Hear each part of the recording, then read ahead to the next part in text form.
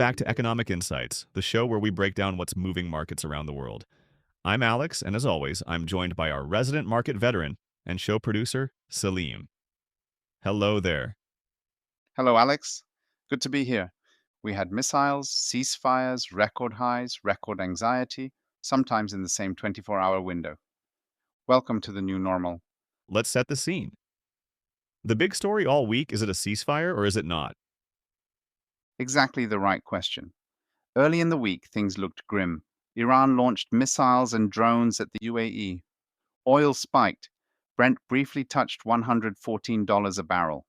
Markets went risk off. Treasury yields rose. Equities slipped from their recent highs. The US responded by launching a naval escort operation in the Strait of Hormuz. Project Freedom, they called it, which Iran immediately warned would be considered a breach of the ceasefire. That sounds like full-on escalation. And It did. But then midweek, the mood flipped completely. The US paused the operation to allow for negotiations. Reports emerged of a possible framework. Iran halts nuclear enrichment. The US lifts sanctions. Oil crashed on peace hopes. Equities surged. The S&P 500 and Nasdaq hit new record highs, with chipmakers and AI names leading the charge. then, And then it unraveled again. Iran fired on US Navy destroyers in the Strait. The US retaliated with strikes on missile and drone facilities. Oil bounced back. Equities pulled back. But here's the thing. Trump declared the ceasefire was still in place. The pathway to negotiations, he said, remains open. so is there a ceasefire? Diplomatically? Apparently, yes. Militarily? Negotiable. Markets have learned to price in what I'd call a warm conflict. Not peace, not war, just combustible uncertainty. And through all of it, the US economy kept doing its thing, Stubbornly ignoring the chaos? stubbornly. April payrolls added 115,000 jobs, beating estimates. 2 consecutive months above 100,000. The private sector added 123,000 positions across industries like healthcare, construction, and retail. Healthcare remained a particularly strong driver of private job growth, adding 54,000 jobs in April. Unemployment came at 4.34%. There is an apparent stability masked by an underlying softness. A drop in household employment was offset by the labor force participation rate ticking down. The decline in participation reflects ongoing structural challenges in labor supply, particularly an aging workforce and slower immigration inflows. In fact, if the participation rate had remained stable throughout the month, the unemployment rate would have risen to 4.5%, not a booming labor market, but very far from a crisis. And that matters enormously for what comes next. With payrolls strong and inflation sticky, what's the Fed doing? Sitting on its hands and happy to have an excuse to. Core inflation remains above the 2% target. Energy costs, shelter, tariff pass-through are all keeping it elevated. Market expectations for rate cuts have now been pushed to December at the earliest, with some forecasters seeing the first move only in March 2027. Higher for longer is firmly back. There was also a court ruling on tariffs this week. Yes, a federal trade court ruled that the administration's broad 10% global tariff was unlawful. The court found that statute covers balance of payments deficits, not general trade deficits. But before anyone celebrates, the tariffs remain in place for most importers pending government appeals. The uncertainty, though, is real. If it holds, the Treasury loses billions in expected customs revenue. Moving to Europe, they're absorbing the same energy shock from a much weaker starting point. Much weaker. The Eurozone grew just 0.1% in Q1, and Q2 is expected to be flat or worse. The ECB is in a genuinely uncomfortable position, stagflation risk.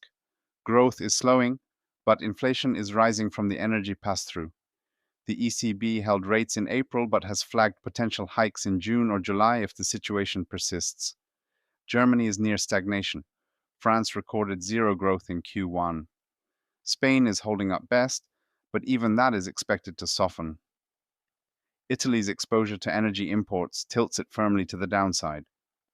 The UK had its own political drama on top of all this. Labour suffered heavy losses in local elections.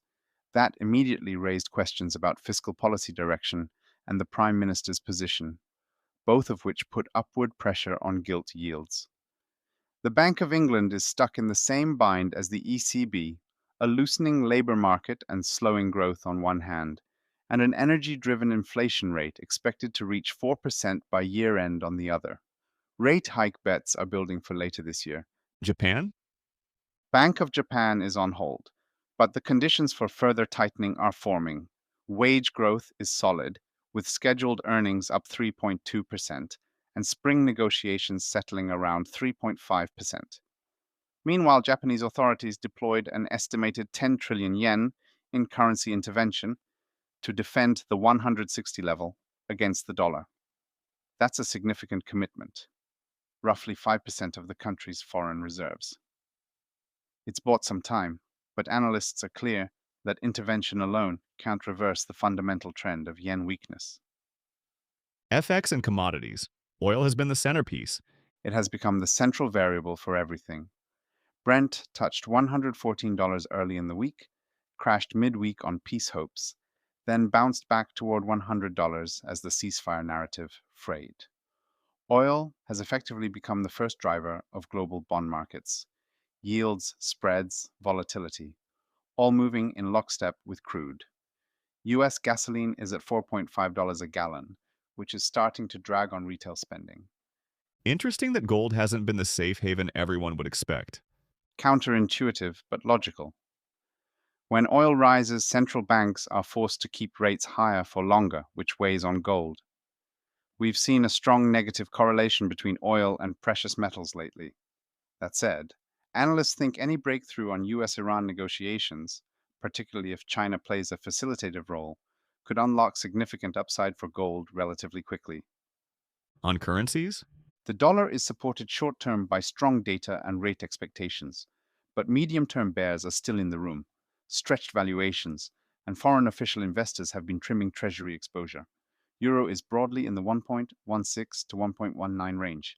The Australian dollar is a notable outperformer. The RBA delivered its third consecutive 25 basis point rate hike, lifting the cash rate to 4.35%.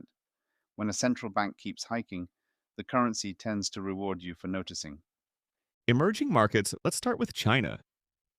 China had its Labor Day holiday this week. Passenger mobility hit record highs. People were traveling. But spending per trip was softer, which tells you domestic consumption remains cautious. Services did well. Performance events, tourism. The property sector is showing genuine green shoots, particularly in Tier 1 cities. The macro story for April was supported by strong exports and manufacturing, but the bigger China story is next week, which we'll get to. India? Doing well, all things considered. Manufacturing PMI hit 54.7 in April. Services PMI hit a 5-month high of 58.8. Strong domestic demand driving both. The government announced emergency credit support to protect small businesses and airlines from the energy shock. But input costs are rising, and businesses are starting to pass them on to consumers. So inflation needs watching. Turkey. I imagine this week wasn't pleasant. Not at all. April CPI came in at 4.2% month on month and 32.4% year over year, a clear overshoot relative to expectations. Energy costs, transportation, and core goods all feeding through. And this is where the strait closure hits differently. Turkey is a major energy importer, so the war is amplifying an inflation problem that was already entrenched. Markets didn't take it well. Foreign investors took profits on lira carry trades, appetite for local bonds weakened, and central bank reserves softened from the outflows. Rate cuts are now pushed to December at the earliest. Year-end inflation forecasts have been revised up to around 29.5%. South Africa? The South African Reserve Bank is expected to hike by 25 basis points in both May and July to get ahead of rising inflation. Fuel costs are one driver, but fertilizer, which uses sulfur as a key input, is another. And the Hormuz closure has squeezed global sulfur supply, which means agricultural inflation has an indirect geopolitical root The rand is being supported by the hawkish central bank stance. There's also some political noise around potential presidential impeachment proceedings, but for now, markets are focused on the inflation story. Anything worth flagging in Latin America? Two quick ones. Brazil cut rates 25 basis points, but signaled a very cautious, gradual path from here.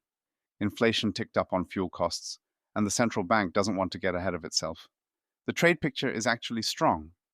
April posted the largest surplus since June 2023, driven by oil, beef, and poultry exports. The political calendar is also starting to matter.